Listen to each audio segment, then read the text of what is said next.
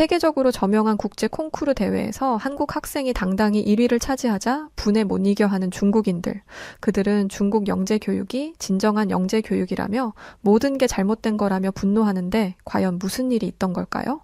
안녕하세요. 저는 영국 교육부 영재교육 자문위원직을 맡고 있는 사라 브라운이라고 합니다. 케임브리지 대학에서 교육학 박사 학위를 받고 지난 10년간 세계 각국의 영재교육 시스템을 연구해왔죠. 어릴 때부터 천부적인 재능을 보이는 영재들을 발굴해서 키우는 게 국가의 중요한 역할임이 강조되었거든요. 그런 제게 한 가지 주제가 눈에 들어왔습니다.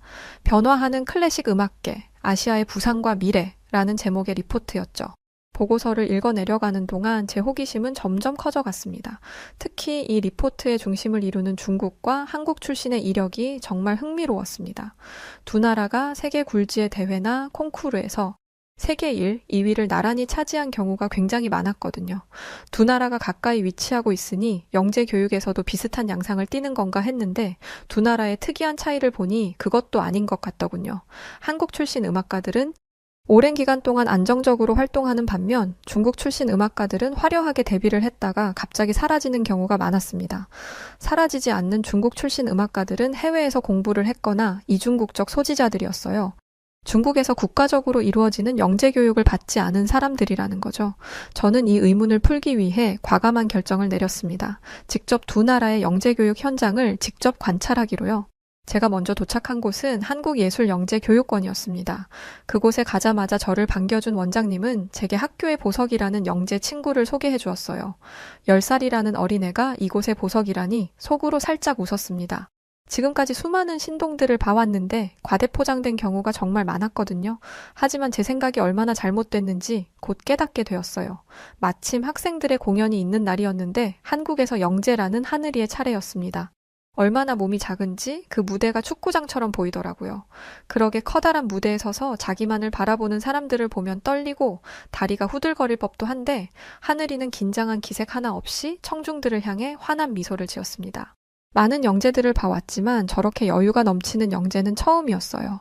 하늘이가 연주할 곡은 쇼팽의 녹턴 오피 9 넘버 2이었는데 첫 음이 울리는 순간 저는 숨을 쉬는 것조차 까먹고 말았습니다. 고작 10살 소녀가 맞는 건가 싶을 정도로 풍성한 울림이 났거든요. 보통 저 나이의 영재들은 자신의 능력을 뽐내려고 기교를 부리기도 하는데 하늘의 연주는 기교 하나 없이 부드럽고 깔끔했습니다. 하늘이는 마치 원곡자인 쇼팽과 대화를 나누는 듯 잔뜩 몰입한 상태로 연주를 이어나갔고 하늘이는 처음부터 끝까지 그야말로 완벽 그 자체의 연주를 선보였습니다. 하늘이의 모습을 보니 순수하게 음악을 사랑하는 그 마음이 느껴져서 온몸으로 감동을 받았어요. 수많은 연주자들의 훌륭한 연주를 들었지만 이런 충격은 정말 오랜만이었거든요. 저는 원장님이 왜 하늘이를 이곳의 보석이라고 하는지 충분히 이해했습니다. 하늘이가 수줍게 일어나 청중들에게 인사를 할 때 저는 저도 모르게 일어나 기립박수를 치고 있었어요. 저는 원장님의 소개로 연주회가 끝난 후 하늘이와 이야기를 나누게 되었습니다. 외국에서 유학을 한 번도 하지 않았다는 놀라운 소식을 들었던 터라 통역이 필요할 거라고 생각했는데 하늘이는 심지어 영어도 능통했습니다. 한국에서는 영재들이 해외에 나가서 레슨을 하거나 공연을 할 때를 대비해 언어 공부도 열심히 시킨다고 하더라고요. 영재들에게 악기만 가르치는 것도 힘든데 언어 공부까지 시키다니 한국이 영재들을 너무 혹사시키는 게 아닌가 하는 생각도 들었지만 그래도 그 정도는 해야 이런 보석 같은 인물이 나오는구나 생각하니 모든 게 이해가 가능했어요. 하늘이는 매일 많은 양의 연습을 소화해내면서도 매우 긍정적이고 밝았습니다. 연습하고 연주하는 게 힘들지는 않니? 라는 제 물음에 밝은 미소를 지으며 힘들기도 하지만 정말 행복해요. 제가 하고 싶은 걸 할 수 있도록 도와주는 선생님도 부모님도 계시잖아요. 라고 대답했죠. 영재 교육을 받는 아이들 중에는 자신을 향한 기대 때문에 부담감을 가지는 아이들도 많았는데 하늘이는 제가 봤던 영재 중에 그 누구보다 밝았습니다. 그런데 이건 하늘이가 다른 학생들보다 긍정적이기 때문만이 아니었어요. 그곳에서 만난 모든 학생들은 저를 볼 때마다 밝게 인사해 주었고 자기들끼리 앙상블을 이뤄서 합주를 할 때는 웃음소리가 끊이지 않았습니다. 제가 더더욱 놀랐던 건 한국영재원 학생들의 교육 방식이었습니다.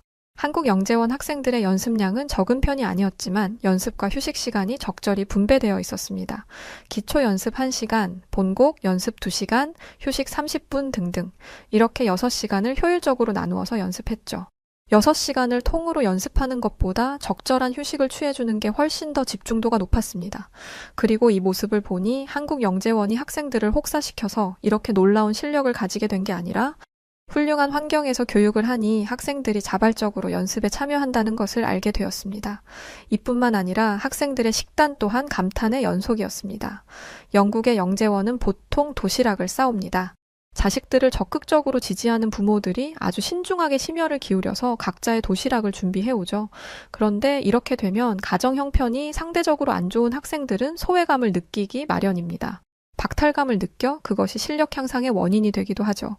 그런데 한국 학생들은 도시락이 아니라 뷔페식으로 식사를 하고 있었어요. 전문 영양사들이 학생들의 연령대에 맞추어 완벽하게 짜인 건강 식단을 매 끼니마다 준비해주고 있었던 거죠.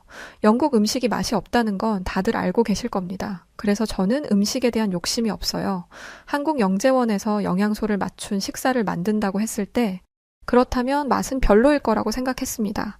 하지만 제 예상과 달리 맛 또한 너무나 충격적으로 맛있었어요. 솔직히 말씀드리면 한국의 급식을 먹자고 했을 때 걱정이 많았습니다.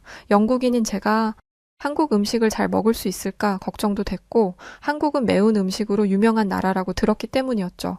그리고 한국식으로 음식이 나온다면 한국 학생들은 매운 음식을 많이 접할 텐데 그게 몸에 좋을지도 의문이었어요. 하지만 제 걱정은 전혀 쓸데없는 것이었습니다. 가장 먼저 나온 건 볶음밥이었는데 처음에는 뭔가가 많이 섞여 있는 게 낯설었어요. 그리고 살짝 노르스름하기까지 하더라고요. 카레 같은 걸 넣은 건가 했죠. 긴장감 속에서 한 입을 먹었는데 모든 편견이 사라졌습니다. 카레가 아니라 계란을 넣은 거였는데 야채와 계란, 쌀밥의 조화가 담백하니 너무 맛있었어요. 게다가 햄을 넣었는데 그게 스팸이라고 하더라고요. 솔직히 스팸이라는 걸 듣고 너무 놀랐습니다. 영국에서 스팸은 그리 좋은 음식이 아니에요. 그냥 먹을 거 없을 때 퍼먹는 정도죠. 그런데 그걸로 이렇게 고급진 음식을 만들 수 있다니. 한국인들이 먹을 거에 진심이라더니 이 정도일 줄은 몰랐습니다. 그리고 내심 원망하는 마음도 들었어요. 영국에도 쌀이 있고 야채가 있고 스팸이 있는데 저는 이런 음식을 못 먹고 산 거잖아요. 게다가 함께 나온 닭강정은 그야말로 미친 맛이었습니다. 그저 기름진 튀김일 거라고 생각했는데 바삭한 튀김옷에 달콤하면서도 매콤한 소스가 어우러져 자꾸만 손이 갔죠. 영국의 대표 음식인 피시앤칩스만 생각했더니 아주 제대로 뒤통수를 맞은 듯 했습니다. 이외에도 미역국, 김치, 여러 가지 반찬들, 후식으로 나온 요구르트와 과일 모두 최고였습니다. 음식들 사이의 조화도 좋았고 식판이 알록달록한 게 누가 봐도 건강식이었죠. 아, 왜 알록달록한 게 건강식이냐면 음식마다 고유의 색이 있잖아요. 고기는 갈색, 야채는 빨간색. 이런 식으로 말이죠. 그래서 영국도 그렇고 미국도 그렇고 학생들의 식단에는 빨간색이 꼭 들어가야 한다. 뭐 이런 규칙들이 있습니다. 그런데 미국은 빨간색을 대신에 토마토 케첩을 뿌려요. 토마토도 채소다 이거죠. 저는 이런 방법이 최선인 줄 알았는데 한국의 영양사 선생님들은 자연 그대로의 재료에서 영양소를 꽉꽉 채운 식사를 준비하는 능력자들이었습니다. 세계 모든 영재들이 이런 영양가 있는 음식을 먹으면서 연습을 하면 얼마나 좋을까요? 사람의 가장 기본적인 욕구를 채워야 예술적인 영감을 살릴 수 있는 게 아니겠습니까? 그리고 일부 국가에서는 영재를 국가의 영광을 위해 소모품처럼 사용하는 경향이 있습니다. 마치 물건처럼 말이죠. 하지만 한국은 학생들 한 명 한 명을 소중하게 여겼어요. 정말 감동이었죠. 제가 가장 놀랐던 건 영재원에 있는 학생들을 대상으로 하는 상담 선생님이 계신다는 것이었습니다. 그런데 제가 놀라니 한국의 모든 학교에는 상담 선생님이 계시더라고요. 학업 스트레스나 진학 스트레스, 학생들 간의 교우 문제, 심지어 가정 생활에 대한 상담까지 진행한다고 했습니다. 영국에서는 학생들의 개인사를 학교에서까지 책임을 져야 하냐는 인식이 강해요. 하지만 한국은 학생들을 정말 보호해야 하는 대상으로 생각하고 있었습니다. 의무적으로 학생들을 대하는 영국 선생님들과는 정반대였죠. 저는 영재원의 상담 선생님과 대화를 나누게 되었는데 그 대화에서 정말 엄청난 걸 깨달았습니다. 우리 영재원에 있는 아이들은 한 곳에 몰입하는 경향이 있습니다. 누군가는 그렇게 하니까 영재인 거다. 그렇게 하지 않으면 영재가 아니다. 라고 이야기하죠. 하지만 무언가에 몰입하면 지치게 되기 마련입니다. 어른이라면 아직 살 날이 많은 학생들이 지치지 않도록 돕는 역할을 해야죠. 몸과 마음의 균형을 맞추며 성장할 수 있도록 돕는 것 또한 영재교육의 일환입니다. 저는 왜 한국에서 수많은 영재들이 배출되고 있는지를 깨달았습니다. 그리고 왜 한국에서 배출된 예술가들의 활동 수명이 긴지도 알았어요. 저는 더 많은 시간을 한국에서 보내고 싶었지만 일정상의 문제로 바로 중국으로 넘어가게 되었습니다. 그런데 중국에 간다고 말하자 원장님이 저에게 주의를 주더라고요. 중국 영재원에는 가본 적 없으시죠? 사라 브라운 씨가 영재 교육에 관심이 깊으시고 행복한 음악 생활을 중요하게 생각하시는 것 같으니까 말씀드릴게요. 중국에 가면 충격받을 만한 일이 분명히 있을 텐데 너무 충격받지 마시고 영국으로 무사히 잘 돌아가시길 바래요. 그때는 이 말의 의미를 알지 못했습니다. 무슨 이런 경고를 하시나 했죠. 중국도 한국만큼 대단한 영재들을 배출하고 있는 나라인데 혹시 그걸 견제해서 그러나 한국 선생님들도 유치한 면이 있네 라는 한국 선생님들이 들으면 매우 기분 나쁠 생각을 하기도 했습니다. 실제로 중국에 처음 도착했을 때는 별 다른 이상함을 느끼지 못했습니다. 오히려 중국의 중앙음악원의 시설에 감탄할 뿐이었죠. 한국의 시설도 좋았지만 중국이 영재교육에 진심인 만큼 중앙음악원의 시설은 대단했습니다. 여기서 연습을 하면 영재가 아닌 사람도 영재가 될 수밖에 없겠다는 생각이 될 정도였어요. 이곳에 방문하니 음악원의 원장이 저를 이리저리 끌고 다니며 학교 자랑을 시작했습니다. 처음에는 흥미롭게 듣다가도 나중에는 피곤하더라고요. 그래서 이제 이런 설명 말고 학생을 한 명 소개해달라고 말했습니다. 그러자 원장은 학원의 자부심이라는 학생 한 명을 데려와서 소개해 주었죠. 여기는 우리 학원의 자랑 리밍입니다. 13살의 나이로 이미 차이콥스키 주니어 부분을 석권했죠. 이외에도 전 세계 콩쿠르를 휩쓸고 있고 몇 년 뒤면 아마 세계에서 가장 유명한 연주자 중 한 명이 될 겁니다. 이미 한국에서 하늘이를 보고 온 터라 아시아 영재들에 대한 기대감이 잔뜩 높아져 있는 상태였습니다. 설마 한국의 하늘이를 능가할 실력을 보여줄까 의심이 되면서 기대도 됐죠. 하늘보다 나이가 많으니 하늘이보다 더 실력이 좋을 거라는 생각도 들었고요. 만약 리밍까지 저를 놀라게 한다면 영국 영재교육의 틀은 아시아 영재교육에 맞춰 개편될 것이 분명했습니다. 리밍이 굳은 얼굴로 피아노 앞에 앉았고 건반 위에 손을 올리자 엄청난 기교와 테크닉이 필요한 쇼팽의 곡이 폭풍처럼 쏟아져 나왔습니다. 피아노 앞에는 앳된 얼굴의 소년이 앉아 있었는데 휘몰아치는 연주를 듣다 보니 온몸에 소름이 돋았죠. 왕 원장은 이 완벽한 연주에 박수를 보냈습니다. 그러면서 영재학원 학생들의 기량을 자랑했어요. 이 말에 의심을 하기는 어려웠습니다. 정말 수많은 영재들을 보았는데 중국 학생들처럼 완벽 그 자체의 연주를 하는 사람은 없었거든요. 저는 가만히 서 있는 리밍에게 연주 정말 잘 들었어. 이 곡을 좋아하니라고 물었습니다. 그런데 리밍이 왕 원장의 눈치를 보면서 대답을 잘 못하더라고요. 아주 간단한 질문인데 말이죠. 혹시 무슨 다른 이유라도 있는 건가 싶어 리밍을 자세히 살펴보는데 왕 원장이 리밍이 오랜만에 다른 분 앞에서 연주하는 바람에 긴장했나 봅니다. 얼른 쉬렴 리밍이라고 말하며 저를 거의 억지로 떼어놓듯이 연습실에서 나왔어요. 저는 정말 리밍이 힘들어서 그런 줄 알았습니다. 아니면 애가 숫기가 없는 편인가 보다 싶었죠. 하긴 연습실에만 오래 있다 보면 어른들을 대하기 어려울 수도 있을 거라고 생각하면서요. 그렇게 하룻밤이 지났고 저는 영재교육원 바로 옆에 있는 호텔에서 머물게 되었습니다. 시차 적응에 실패한 탓에 새벽 4시에 잠에서 깼는데 창문 밖을 보니 어둠 속에서 무언가 움직이고 있었어요. 무슨 훈련이라도 받는 건가 싶어서 지켜보는데 모든 학생들이 일제히 옷을 갈아입고 나와 운동장에 줄을 맞춰 섰습니다. 사이렌 소리가 난 지 10분도 안 된 시간이었어요. 학생들이 이렇게 나오면 얼른 선생님이 나와 뭐라도 해야 하는데 왕 원장은 20분이 지나서야 모습을 드러냈습니다. 그러더니 중국어로 뭐라 연설을 했고 학생들은 30분 동안 새벽 공기를 맞고 나서야 안으로 들어갈 수 있었어요. 지금 제가 본 게 뭔가 싶더라고요. 학생들의 아침이 새벽 4시에 시작되는 것도 놀라운데 분명 제가 어제 본 바로는 학생들의 취침 시간은 12시가 넘었습니다. 연습을 하느라 그 시간까지 잠을 못 잔 거죠. 그렇다는 건 아직 성장 중인 학생들이 제대로 된 수면을 못하고 있다는 의미입니다. 최소 8시간 이상 자야 하는 어린 학생들이 4시간도 차에 자지 못한다니 저는 아무것도 못 본 척하고 동이 트는 대로 영재교육원으로 향했습니다. 왕 원장이 끈질기게 따라 붙더라고요. 전날까지만 해도 이걸 왕 원장의 호의라고 생각했는데 새벽 시간에 일을 보니 이게 호의가 아닌 감시라는 걸 알게 되는데 얼마 걸리지 않았습니다. 결국 저는 화장실에 간다고 이야기를 한 뒤 몰래 왕 원장에게서 벗어나 영재교육원 구석진 곳으로 향했습니다.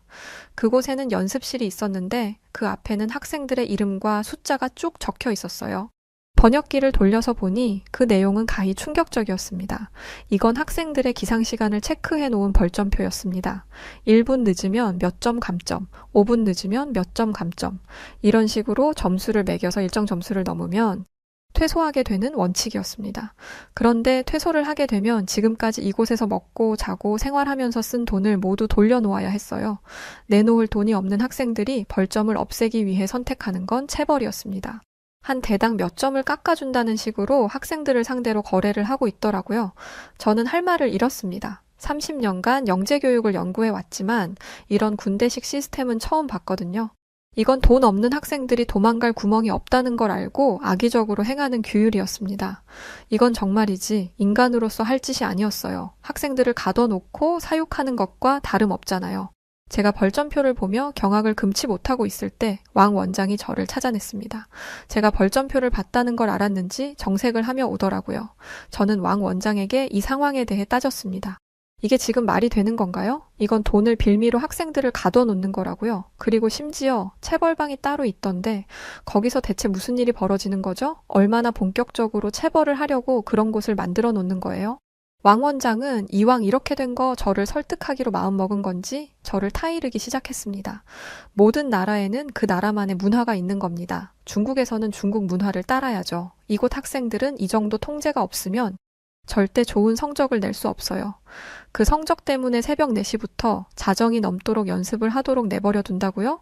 왕 원장은 그걸 어떻게 알았냐고 물으면서 아주 자세하게 자신들의 교육 시스템에 대해 설명했습니다. 자세히 듣고 나면 사라 씨의 생각도 바뀔 겁니다. 우리 교육이 얼마나 체계적인지를요. 자, 이게 시간표입니다. 왕 원장이 건넨 휴대전화에는 학생들의 시간표가 있었는데 학생들의 시간표는 분 단위로 쪼개져 있었습니다. 빈틈없이 촘촘한 스케줄 속에 휴식이라는 단어는 찾아볼 수 없었어요. 심지어 면회 규정마저 끔찍했습니다. 한 달에 단 2시간 철저한 감시하에서만 부모를 만날 수 있었어요. 학생들이 부모들에게 괜한 딴소리 할까 걱정된 거였겠죠. 그런데 이것보다 더 기가 찬 이유가 있었습니다.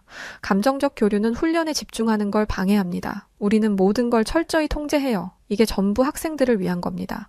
할 말이 많았습니다. 이건 음악이지 훈련이 아니잖아요.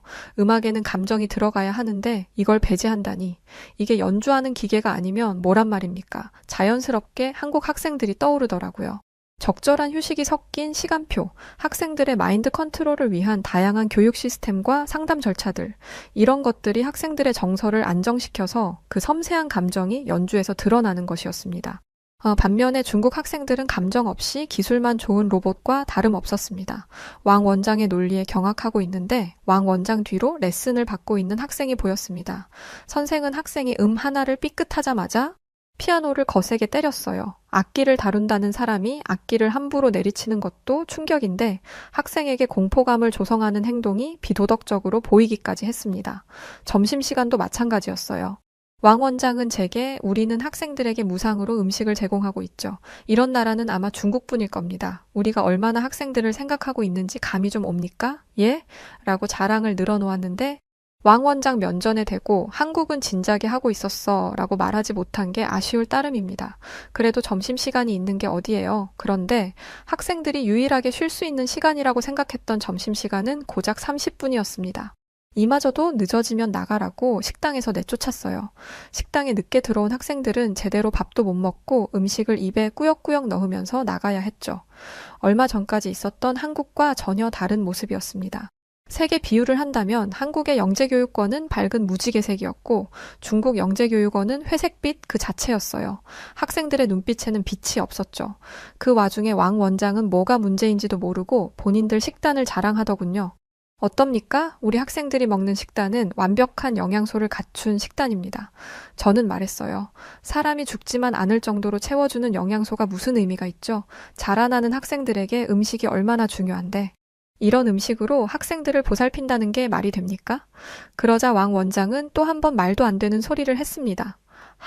그렇게 하나 둘 풀어주다 보면 요구하는 게 많아지는 겁니다. 이것도 해달라, 저것도 해달라. 그러면 어떡합니까? 이쯤 되니 저도 열이 받더라고요. 저는 왕 원장에게 말했습니다. 당신들은 학생을 대체 뭐라고 생각하는 거죠? 그러자 이렇게 대답했습니다. 당연히 나라를 드높일 국가의 재산이죠. 그러려고 이렇게 먹여주고 재워주고 가르쳐주는 거 아닙니까? 저 학생들이 여기 있는 이유는 우리 중국의 이름을 알리기 위해서지 다른 이유가 있는 게 아닙니다. 설마 했던 게 사실이었던 거예요.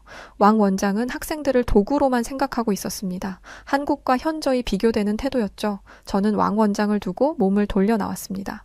그렇게 중국의 영재교육원에서 나왔고 영국으로 돌아온 저는 이 일을 가지고 보고서를 썼습니다. 앞으로 우리 영국이 나아가야 할 방향은 한국이라는 점이 명확해졌죠. 그렇게 얼마간의 시간이 흘렀고 영국 런던 왕립음악원에서 마스터 클래스가 열렸습니다. 이번에는 유럽뿐만 아니라 아시아 유망주들도 초청이 되었는데 참가자 명단에 중국과 한국의 영재들도 포함되어 있었습니다. 마스터 클래스는 대회는 아니었지만 각자의 연주를 들을 수 있는 시간이 있었어요. 경쟁이 아니었기에 모든 참가자들은 상대의 연주에 박수를 보내줬죠. 딱 한 팀, 중국만 빼고 말입니다. 이곳에서 만난 왕 원장은 저를 아주 죽일 듯이 쳐다보더라고요. 그러더니 여기 나와 있는 그 어떤 나라도 중국을 꺾지는 못할 겁니다. 라는 의미심장한 말을 했습니다. 왕 원장은 중국 학생이 무대에 올라가기 전 격투기 선수를 내보내는 것 마냥 뺨을 팍팍 쳤고 학생은 이내 무대로 올라가 아주 대단한 무대를 보여주었습니다. 모두가 기립박수를 쳤고 왕 원장은 자랑스러워했습니다. 그리고 다음 순서 한국 학생의 연주가 시작됐습니다. 그런데 한국 학생이 연주 마지막 부분에 살짝 삐끗한 부분이 있었어요. 하지만 모두가 박수를 쳤고 학생을 격려했습니다. 왜냐하면 그 학생이 한국에서 온 가장 어린 학생이었거든요. 이런 곳에서 경험을 쌓아보라고 내보낸 것이었으니 지적보다는 격려가 필요했습니다. 그런데 왕 원장은 이때다 싶어서 한국을 깎아내리기 시작했어요.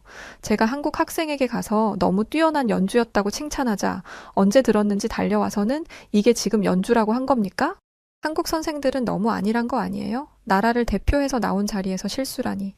최고로 잘하는 학생들을 세워도 모자랄 판에? 라고 말했죠. 갑자기 나타나서 무슨 행패인지 저는 왕 원장에게 경고했습니다. 하지만 그는 멈출 줄을 몰랐어요. 우리 중국이 하는 게 진정한 영재교육입니다. 한국이 자꾸 거슬리게 올라오는데 절대 우리를 따라올 수 없어요.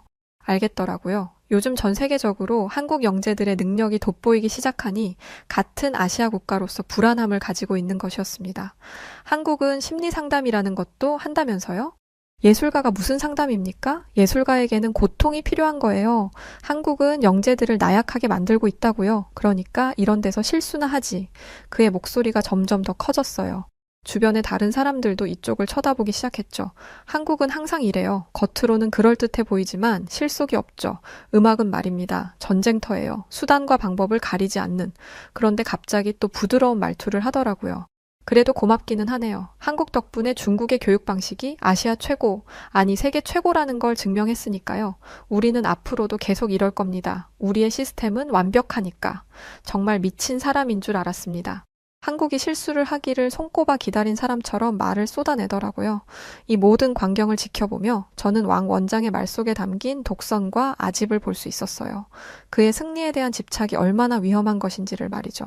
사람들은 다가와 한국 선생님과 학생을 위로했습니다. 중국의 독선적이고 거만한 태도는 유명하죠. 지금까지는 테크닉적인 요소로 상을 받았지만 저것도 이제 얼마 가지 못할 거예요. 연주자들을 공장에서 찍어내듯 만들어내는 게 무슨 의미가 있겠어요. 맞아요. 반면에 한국 학생은 실수가 있었지만 감정 표현이 뛰어났어요. 아직 어리고 경험이 없어서 그랬을 뿐 조금만 더 노력하면 아까 그 중국 학생보다 훨씬 뛰어난 연주를 할 수 있을 거예요. 대체 한국에 무슨 감정이 있어서 저러는 건지 한국이 중국보다 잘 나가니까 부러워서 저러는 거예요. 위기감도 들겠죠. 그리고 이 전문가들의 말은 현실이 됐습니다. 마스터 클래스의 마스터로 온 세계적인 피아니스트에게 중국 학생은 로봇같이 딱딱하다라는 차가운 평을 듣고 망신을 당했지만 한국 학생은 섬세하고 아름다운 감정 표현에 칭찬을 받았거든요. 그리고 얼마 전 있었던 국제 콩쿠르에서 한국 학생이 중국 학생을 꺾고 당당히 1등을 차지했습니다. 또한 세계적으로 유명한 앙상블이나 오케스트라는 한국인들을 선호하고 있어요. 원래는 중국, 일본이 많았는데 이제는 한국이 무조건 1순위죠. 이렇다 보니 왕 원장의 자격지심이 컸을 수밖에요. 한국은 자기들을 신경도 안 쓰는데 정작 자신들은 한국을 엄청 신경 쓰고 있었던 거잖아요. 유치하고 지저분한 꼴이 아닐 수 없습니다. 저는 최근 제가 연구하기로 했던 연구의 결론을 내렸습니다. 어떤 교육 방식이 더 뛰어난 음악가를 만들어내는지에 대해서요. 진정한 음악 영재 교육의 목표는 뛰어난 연주자를 만드는 게 아니었습니다. 한국처럼 지속 가능한 성장을 이뤄내는 것이 영재 교육의 진정한 의미였죠. 이런 모든 것들이 학생들을 지탱해주니 음악가로서 무럭무럭 튼튼하게 성장할 수 있던 것입니다. 저는 한국의 영재 교육을 보면서 확신하게 됐습니다. 영재 교육의 진정한 성공은 아이들의 재능을 얼마나 빨리, 얼마나 극한까지 끌어올리느냐가 아니라 그들이 얼마나 오랫동안 자신의 재능을 사랑하며 발전시켜 나갈 수 있느냐에 달려 있다는 걸요. 앞으로도 한국에서는 지금까지 그랬듯 수많은 영재들이 태어날 것입니다. 저는 그 학생들이 한국을 빛내고 나아가 세계에 영향을 끼치는 뛰어난 사람들이 될 거라고 보고 있죠. 우리 영국도 이런 한국 영재원의 운영 방식을 본받아 노력하겠습니다. 네, 오늘 사연은 여기까지입니다. 와, 진짜 좀 충격적이네요. 학생들을 군대처럼 그렇게 가르치고 있다는 이야기를 듣게 되니 소름 돋습니다. 한국 아이들은 자발적이고 어른들은 그런 아이들에게 응원만 할 뿐이죠. 아이들이 즐겁고 아이들이 행복한 일을 하는 것만 봐도 우리 한국의 어른들은 흐뭇하고 자랑스럽게 생각하고 있으니까요. 대한민국에서 앞으로도 훌륭한 인재들이 태어나길 기원해보네요. 자, 오늘 사연 어떠셨나요? 저는 또 다른 분의 또 다른 사연으로 다시 돌아오겠습니다. 영상 끝까지 시청해주셔서 감사드려요. 그리고 항상 사랑하고 늘 고맙습니다. 당신만의 여